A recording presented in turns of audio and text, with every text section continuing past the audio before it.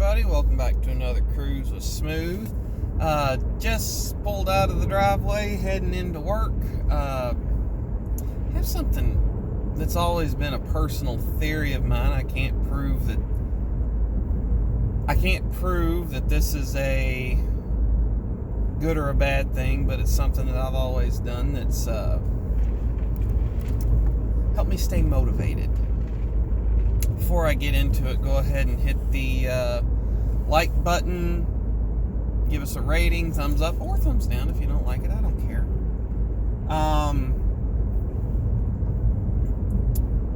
Notification bell if you want to know when new videos go up. Again, trying to do 4 or 5 videos a week. That just depends on how many days I end up driving to and from by myself so I can record. Give us a comment in the comments section if you do want to know anything, my opinions on anything that I haven't touched base on. I wouldn't mind doing that, even if it's something that I got to look up a little bit of information on to be informed about. Wouldn't mind a bit.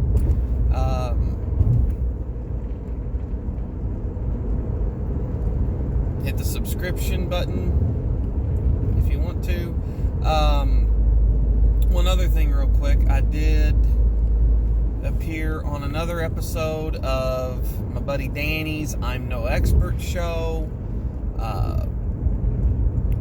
Little different of a topic, but I will post a link in the description of either this or the next video. I just got to get the link.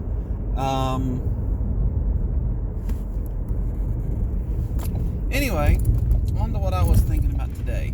So, as I'm getting ready to walk out the door, my wife and I are talking, and this year there's a lot of things changing in our house. The entire time that we've been together, she's only worked full-time for a few months, maybe. And that's simply due to the cost of daycare. Well, now we've got 3 kids in school and only one that's daycare aged. And I am in a much better job than I was back then. So she was able to be a little pickier because she didn't need the job, because I was able to pay the bills, but she had quit working back in November of last year for some reasons. And she was working a part-time job. Well, now she's fixing to go back to work full-time, Monday through Friday. It'd be about 8, maybe 9 hours a day. There is overtime availability that's seasonal, but it's there. Well, anyway,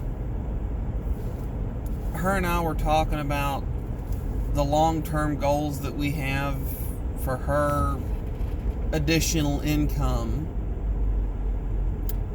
The biggest priority with it is we both want her to have a nicer vehicle to drive.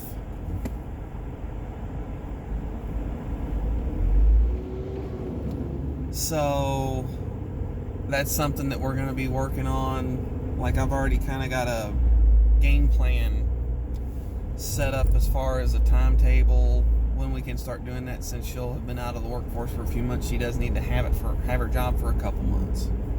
Anyway,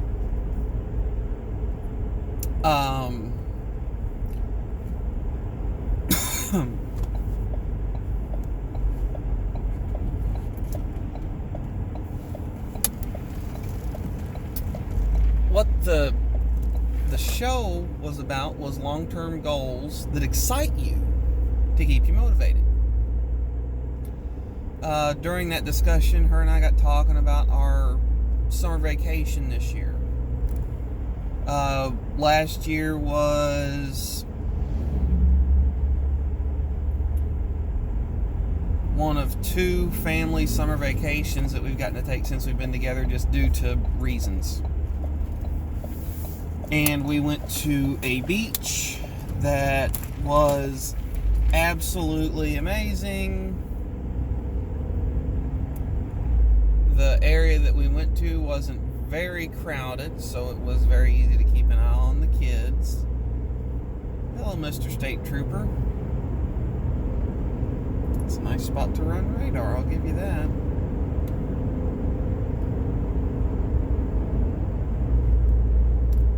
But anyway, where we were was just an amazing spot on the beach. There was enough touristy stuff to do.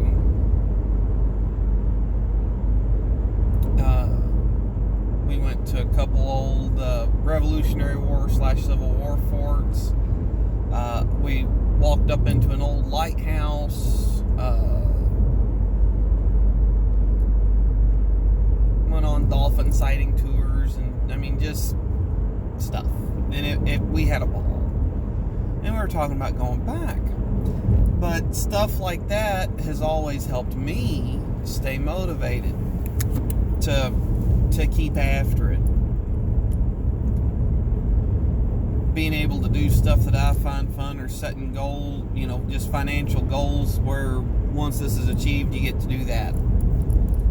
This is going to sound so materialistic, and I don't mean it to, but I have always wanted a sports car. I got close one time. I had a sports sedan, but I want something faster. I'm not going to lie. I'm like Tim Allen when it comes to fast vehicles. Yeah. So, one of the things I've always wanted is a late model-ish Mustang or an older Corvette. I could take either one. I'm going to be picky about what I get, but I know what I want. And there's some other cars that would be potential candidates, but typically want something that I can either easily modify to or just be over the 400 horsepower mark. I just do. And I've always wanted one. I used to work at a car dealership, and anytime I got to drive a Mustang as a demo, that was my favorite car to drive. Loved them. One of the coolest things I got to do when I worked at the dealership is I was working back in service at the time. A gentleman had brought his car in saying it was doing something. Technician couldn't get it to do it. The guy says, well, you got to drive it for a half hour, 45 minutes to do it. So I get turned loose in this car for a half hour, 45 minutes to just drive it around and then take it back into the mechanic and let him ride in it, see if it does it. By the way, the car was a 2012 GT500 Mustang.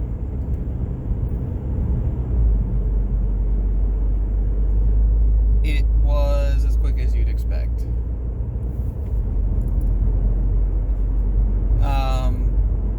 He told me, because he knew I was going to end up driving, he told me I could get on it if I wanted to.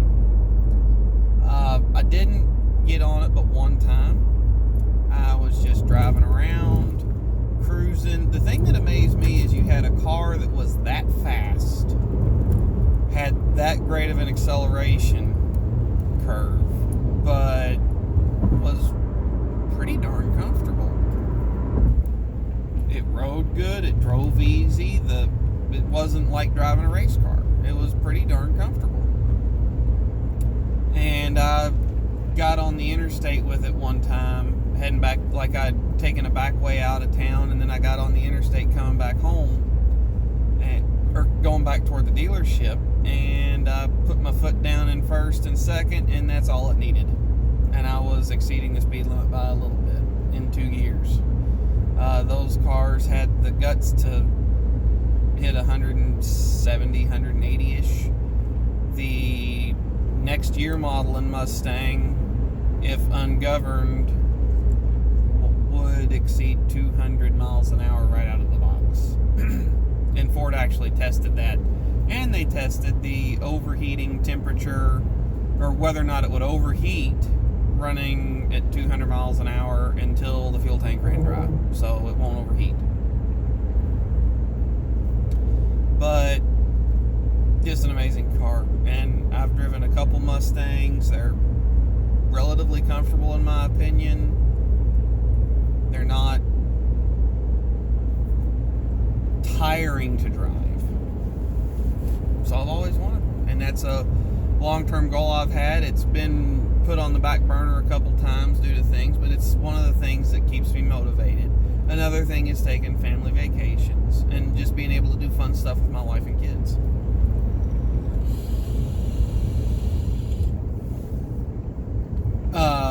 Another thing that I'm wanting to do, the van that my wife's currently driving is old and worth about nothing. Very old van. Got a boatload of miles on it, but it has always come back to the house, with the exception of one time when the battery cable's busted. So my idea is to hem in the oil leaks, do a couple things to it, and then take it to a race that I've always wanted to do ever since I found out about it. It's called 24 Hours of Lemons. You take old cars that are allegedly not able to retail for over $500.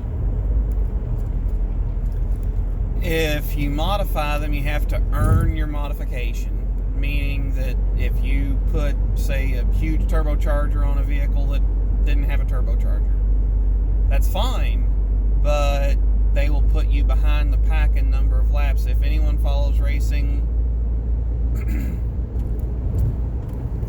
you'll know that you can lap the pack, and so for them to finish, they'll actually have to cross the finish line a couple more times for them to get on the same finishing lap as you.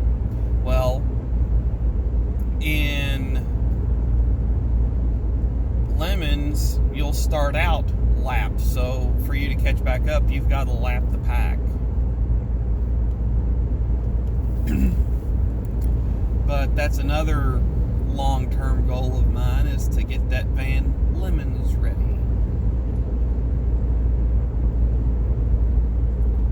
But just little things like that to keep you motivated. Right now my project currently consists of an old John Deere tractor that I've got to try to get started. I had to do a little bit of work on the fuel system, put the battery on a battery tender while I was doing all that so it stayed charged. Hopefully go down to the shed, get the work on the fuel system finished, throw the battery in it, push the button, click, nothing. So it needs a new battery. So that's the current project. Anyway, I guess that's about it for today. Just set a long-term attainable goal that that you think will be something you'd enjoy. And it doesn't have to be buying stuff, but doing stuff is really worth spending your money on. Travel a little bit. It's cheaper than what you think to travel. When we went to the beach last summer, we ended up taking my widow mother along with us. She had a ball. And so there was 2 hotel rooms, so we'd have room for 7 people. And